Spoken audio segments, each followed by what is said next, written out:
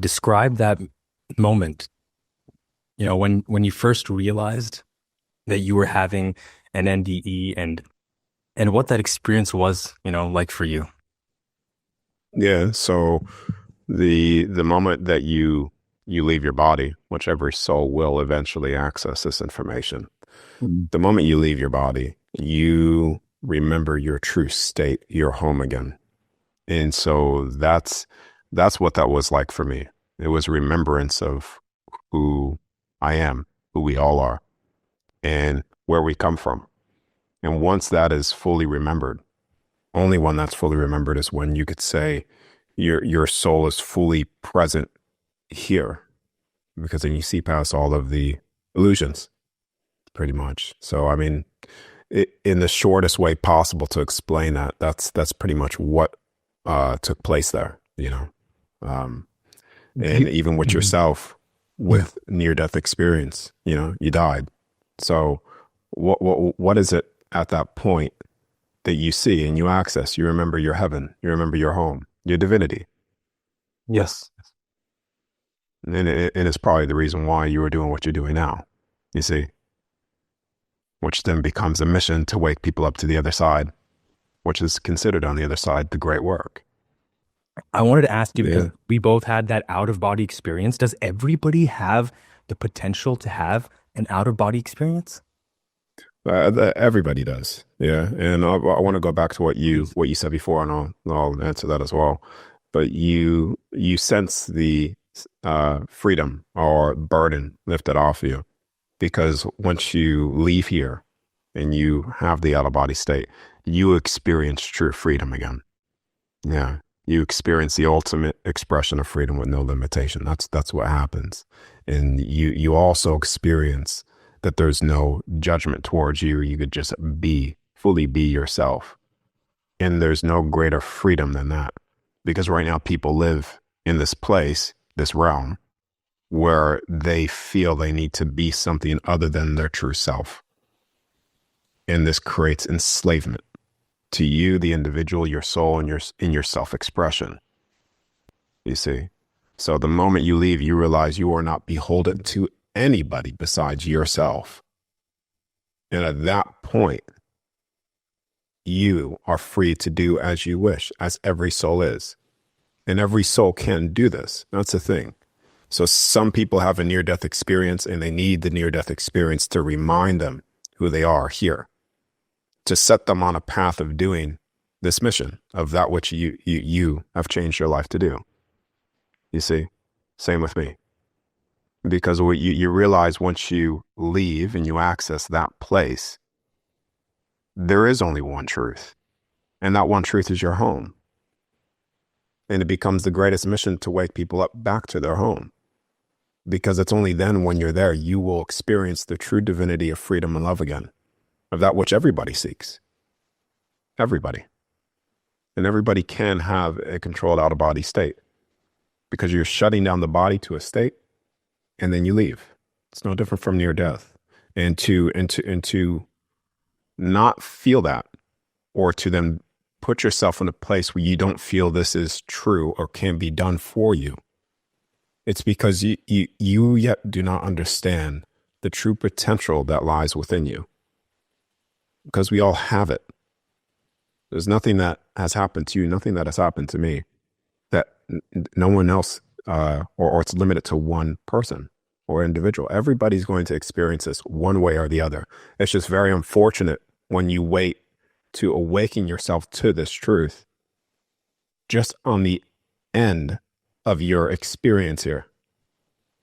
Because when you wait to that point before you question things like this, then the regrettable is the unforgettable. And you will never see. And it's important, because even yourself, with your near-death experience, did you change your thought process, who you were, who you actually are? Your soul essence of who you are didn't change at all. You remain the same. You are the same person, but you are free. You see, all of the walls that kept you in a certain place just instantly gone. Yeah. And so you were the same person there. Yeah. Yeah. I'm so happy you brought that up, because whenever I bring this Mm, topic on different podcasts, we always talk about this and that aspect of that you already have that divinity within yourself, but that experience allowed you to become free. I think that's something that when the audience takes away from that, that's a really important aspect of it. So I'm really happy you brought that up. Um, mm, you know, I I wanted to talk to you just because, like, even in my other podcasts that we do, this gets brought up in the comments, and I think it's important that it's clarified. Um, mm, so for all the people out there, and I'm talking about scientists, doctors, that say that this out of body experience that you are experiencing is an hallucination, what would you say to mhm. them? Okay. Scientists, doctors, Yeah. these people automatically believe that there's an end to you. And when they believe that there's an end to you, they believe that the universe dictates consciousness. So when you try to give information from a person that has not seen the truth for themselves, this is a dead end road. It's like trying to show somebody, how do you tell a blind person what the color blue looks like? Seriously, and really think about that. I know I say that before, but how do you tell a blind person what the color blue looks like? I mean, I guess you can't really fully explain it through words. Yeah. Uh, Scientists and doctors are trying to figure out the nature of reality, the nature of who they are through the body, through the limitations of this earthly realm. They are trying to figure out the spark, the beginning. They'll never find it here. You'll never find the beginning of you here because it does not reside here. It resides on the other side. And so the only way to really find that truth is to see it for yourself. And you will find yourself, if you do not do that, countless hours wasting your time searching for truth that doesn't exist here, in the numbers, in the constructs of man-made belief systems. Numbers are man-made based off the man's belief system. They're all constructs. So for those that call it a hallucination, I ask you this one question: how come all of the people that have done this say the same thing? How come all of the people that have near-death experiences like yourself realize this truth? How is that so? Because you're returning back to your original state. You see, people, scientists, doctors, people that are educated, and need to understand that this is not the end. There is no end to you. Yeah, No, doesn't exist. definitely. Yeah. You live on forever, and there is an other side, and you will only find the answers, the true answers there. You could find them here through questioning. You could find the answers here through questioning. Where did I come from before I was born? Who am I really? And because the answers are all within each individual soul, and you could spark that again. But when you try to understand us through the physiology of the physical body, then the physical body can be measured. You can measure everything within the physical body, but the soul can never be measured because you never will touch it. You see? So that's what I would say about that for them. Mm. Also, and because we are talking about all these aspects that people are actually, there's lots of controversies regarding. I wanted to talk to you about ex experiencing the out of body state Mm. through drugs, right? Through external substances, the whole aspect of whether that's DMT, psilocybin. No, no. So you never want to take anything when you do this. Yeah. So when you take external sources or external things, you shut down the natural ability that you have. It becomes dormant. So when you take something and you are trying to access information, it's no different from being drunk behind a wheel. Yeah. So physically, you could drive your car and you could see the road. You could drive your car drunk or on drugs. You'll still see the road, but it'll be distorted. So when you're taking something consciously, it distorts your vision of that which you see as well. When you do it with 100% control, 100% willingness in consciousness, what you see is no longer distortions. You see, it's only when you're taking things that compounds physically here of seeing things distorted in a distorted way. So I don't condone, or nor do I tell anybody to do this with any type of drugs, because nothing that I've experienced has been done in that way. And none of the people that have followed the principles and things that I teach have done that. I'm very against that because it shuts down your natural abilities. Yeah. Yeah. When you are trying to do something consciously, understand right now, Yeah. you could tune into more information consciously without taking anything. And you will call this intuitive downloads. Now, you see, now when you take something consciously, with the ability that you have within you, it will distort your view. You will see distortions. Yeah. So I wouldn't, don't take anything when doing this. These things in the long term will suppress your natural abilities and you become dependent. What is also the number one way the second way to control the soul? Fear and dependency of things outside of yourself. You hold all the information and the ability within you if you just remember that. And when you start doing things outside of yourself to try to get information or try to achieve something, you will forever be dependent on that thing. And does that not make you a slave to that thing? Just moving on from that, you talked about your NDE experience, how that you had a sense of euphoria. Could you elaborate a little bit on that experience, that environment? Yeah, I did break it down a little bit in the beginning, but like I said, the euphoria and bliss that I felt, this was going back at 16, but I don't necessarily feel that much anymore when I do it because it's just a natural thing that I do. It's just a state of being.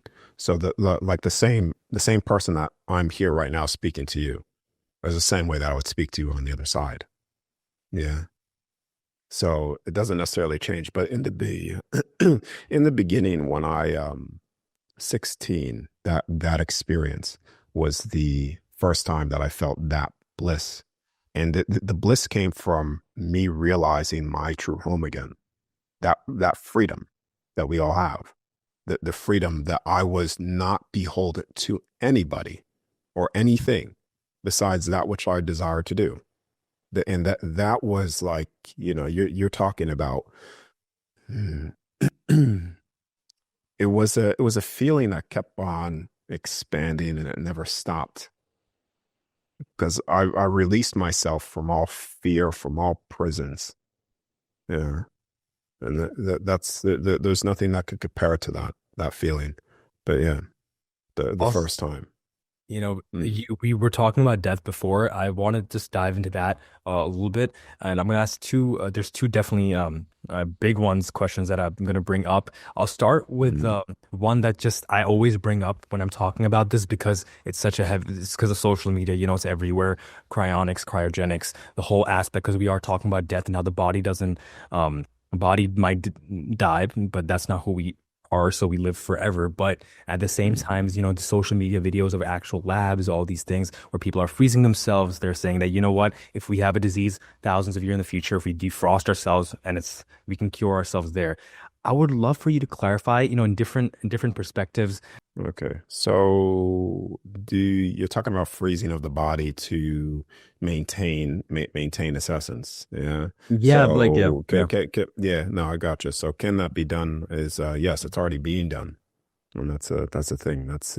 You could say the cloning is already being done too. They could clone a dog. Google search it. They've cloned animals before. Yeah. So if you go on What? Google, yeah, I go didn't on know that. Google. Yeah. So if you type in cloning of a dog, you'll see it. Yeah. That's already out there, like publicly, that, cloning of an animal, or I'm not going to give you 100% accuracy of information here, but I think it was some woman that did it to her dog or Okay, something, paid okay, for it. Yeah, okay. yeah. So, and some of the things that I've seen as well, and inside the past as well, you look at the pyramids too.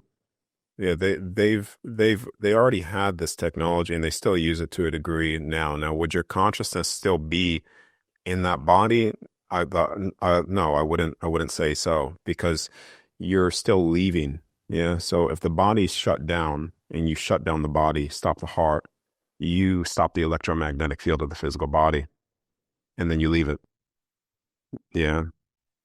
But returning back to that, you would be, in theory, yeah, you would be able to return back to that state if you chose to. But I don't think a lot of people would. Even you go into, so even in your culture, and even in Buddhist temples and stuff, you look into history, they were able to put their body into stasis naturally. And some of those bodies, you could say, still have the flesh and youthfulness there, but they haven't returned back to it because they're gone. If you could talk about like the what misunderstanding you feel the general population have about afterlife, because we are talking about death. What do you feel is like the most misunderstood aspect of what the afterlife truly is? That you are forced to come back here, that your soul could be entrapped and imprisoned. Those things. I don't really listen to a lot of things, to be honest with you. So I'm just going off basic things that have been asked to me in the past. Um, so the one of the most biggest misconceptions is that you can be trapped and imprisoned. When you get into that state of mind, you have already forgotten at the most basic level of who you are. Your soul can never be entrapped and imprisoned unless you believe it to be so. And I've stated this many times before, because the authority of your soul is dictating things around you, even on the other side. So that which you will, you could create. You create creations, you create your own heavens based off your soul's will. And the very belief that you could be entrapped, you manifest these things to be so.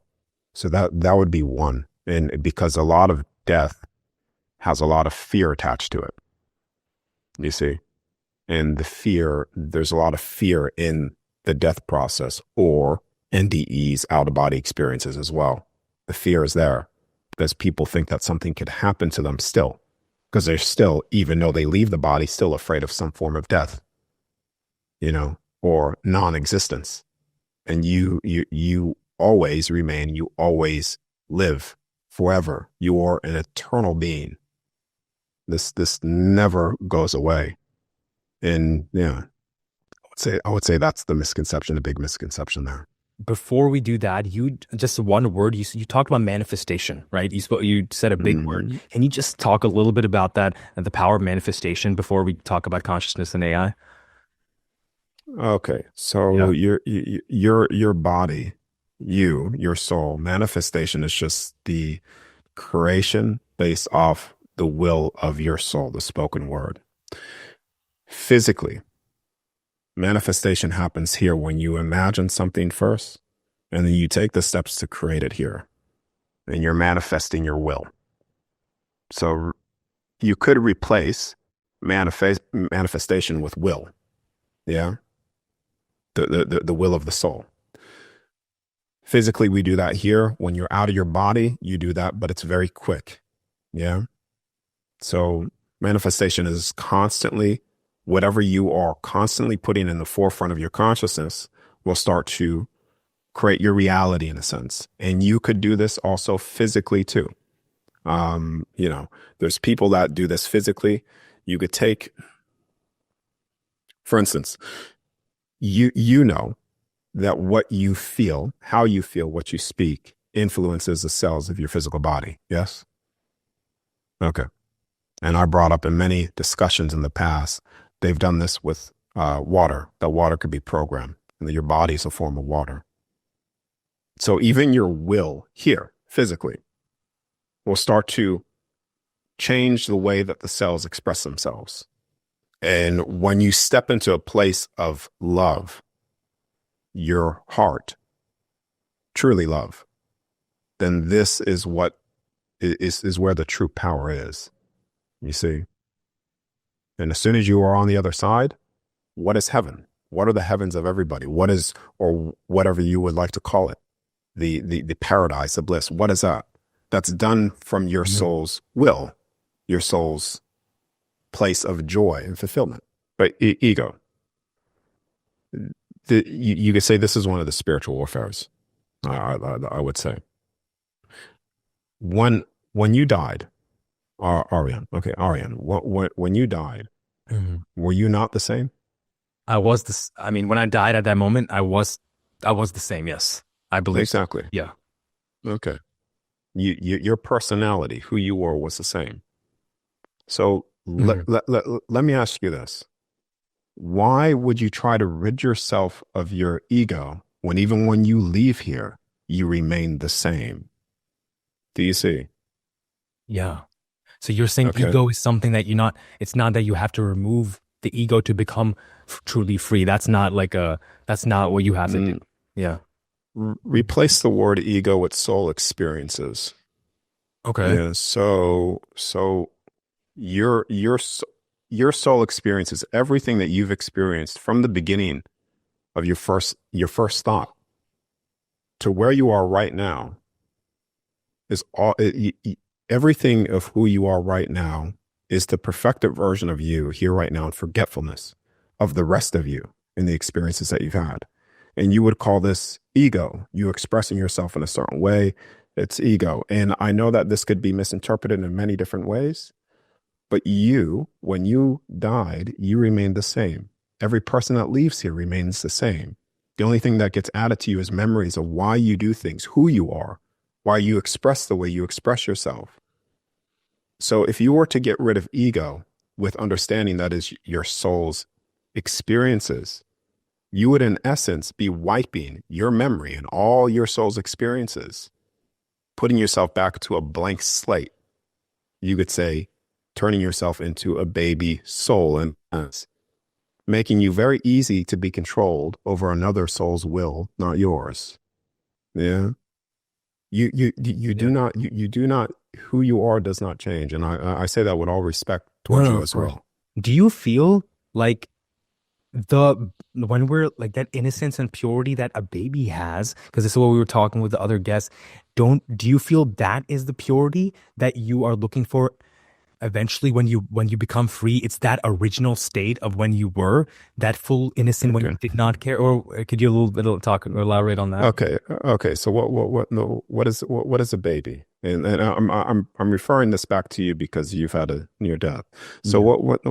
what is a baby? A baby is someone that has just come from the other side, totally free and able to be who they were, be who they are, express themselves with no judgment. Because you can't have unconditional love with a judgment. And so now they're fresh here and they're fully able to be themselves. Now every baby is different because the soul signature is different. And they're fully able to just be themselves as a baby, as a child. As you get older, you're taught how to act, taught how to do things, and suppress yourself.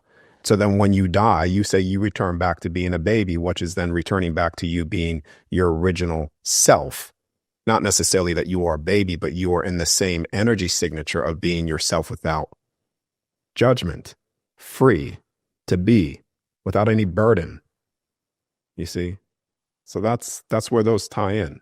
One's Oh, fresh from the other side, one's leaving. yeah, no, And then you that lose makes all this. Yeah. wow. No, no, what Okay. you just I love that you brought up that even by saying the word baby in that form, you're kind of restricting who we truly are. Like you kind of saying that it's not that, Mm-mm.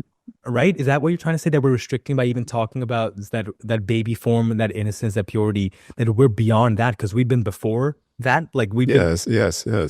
okay, okay.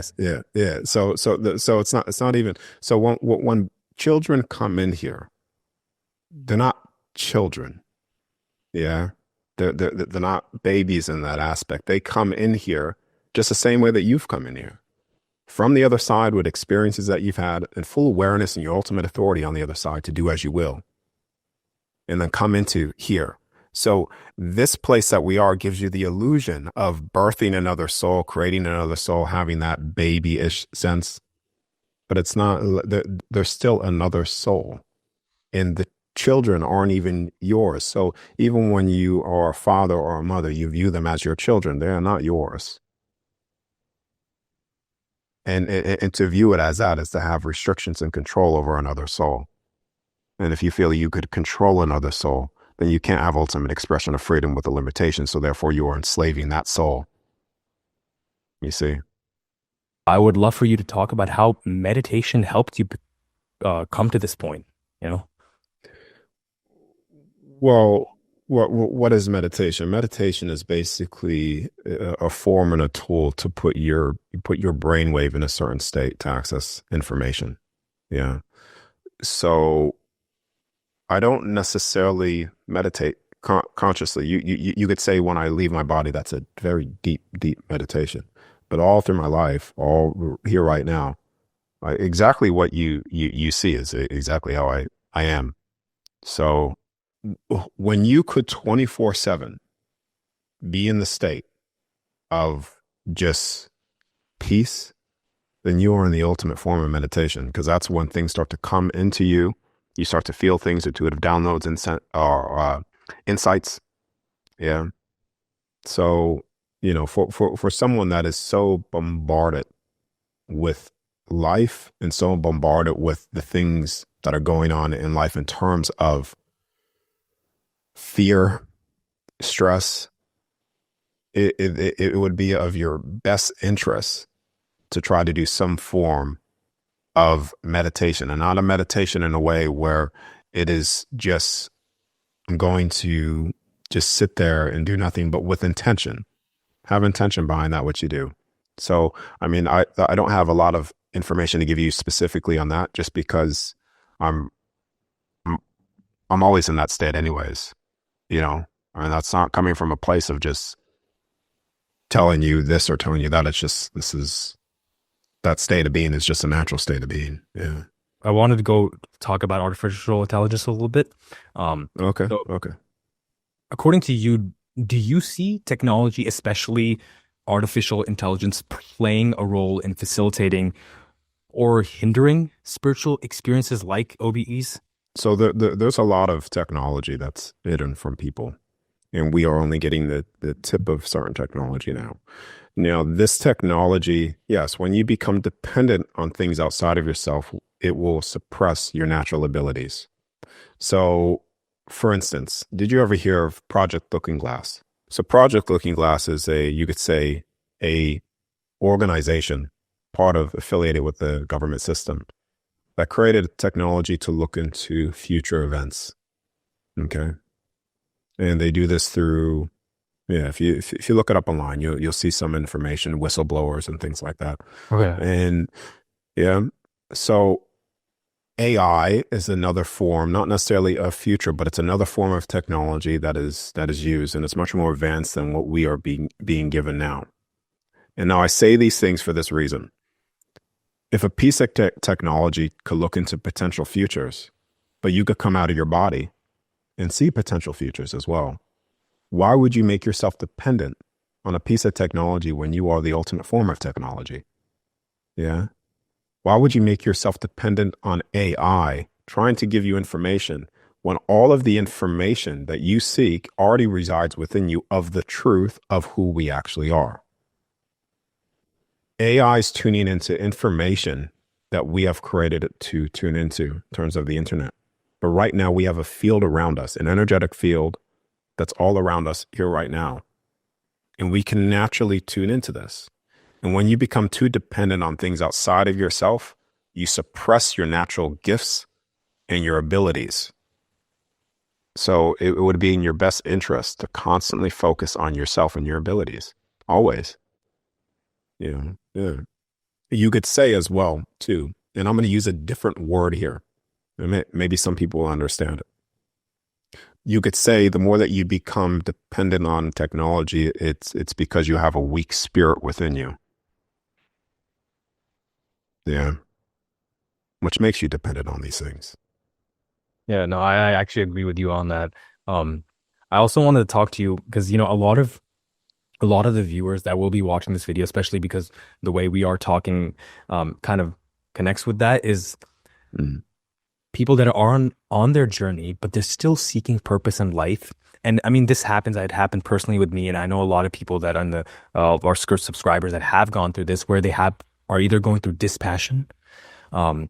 because of this realization, and maybe they're in some sort of depression state, or you can call it deep rest state, whatever you want, how you want to pronounce it. But yeah, what would you say to them in order for them to maybe move not, I wouldn't say move on, because I feel like that is important, for at least for me, it was, even that process is important, that dispassion process. But if you can shed a little bit of light on that regarding to what you think, that'd be great.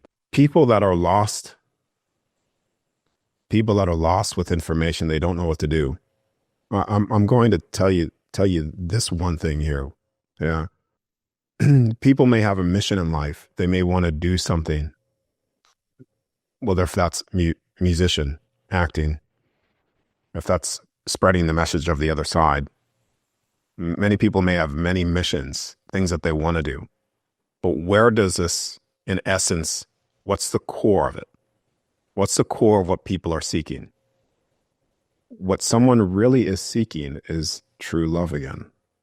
And they try to find this within music, acting, expressing themselves to find love. And this is what I'm trying to tell you. Yeah. Even when you are gone out of here and you are on the other side, why are you in a state of bliss?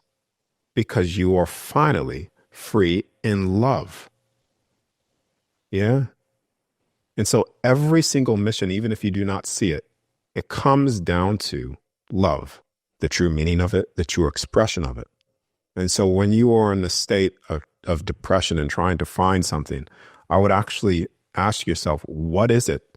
What is it that you would do right now? If you could tune back into, if you were not here, then you were on the other side, what would your soul be doing? And I know the limitations that play here, but what would your soul, follow the story through, what would your soul be doing? With no limitation or limitations on you. And when you could tune into that, then you start walking that path here to the best of your ability, keep the focus in that joyful state of love. And things will start to move for you in that way. Yeah. And I know that this is hard for people to hear, or hard people to follow through, and sometimes to even believe in. Yeah. But understand that your heart, the true essence of love, holds the same force of creation itself. You could say it holds the same force in the energy of the sun. Yeah. And when you are truly in line with that, and not the distorted ways, or not the perverse ways of love, but the true meaning of it, the true energy state, the state of being of it, then your life will change. It's no different how stress changes your life. And to argue the fact that stepping into that place will not change your life is like arguing the fact that if you are stressed or in a state of depression has not already changed your life for depression and stress. I would love to know, what is the most important lesson or insight that you would like to share with our listeners right now who might be struggling with a physical illness, might be struggling with fear, or might be struggling with loss? This is going to be different from the other things that I've said before in past ones. But understand that you return back home at some point. And I don't know the suffering or pain or the experiences that you're having, but understand that this is not your home. It's not your station. And you return back to that place at some point. And if you could tune into that and remember that, then you'll realize that a lot of things here will start to dissolve for you in the way of the things that you put a lot of weight on, the things that you put a lot of attention to that you think's important, no longer become that much more important to you. Yeah. So just remember your place back home. And that is the greatest message that I could probably share, because once you realize your home and your station, then you start to slowly wake up to everything at that point. It was truly an honor to have you here on the show, brother. And looking forward to doing many podcasts in the future.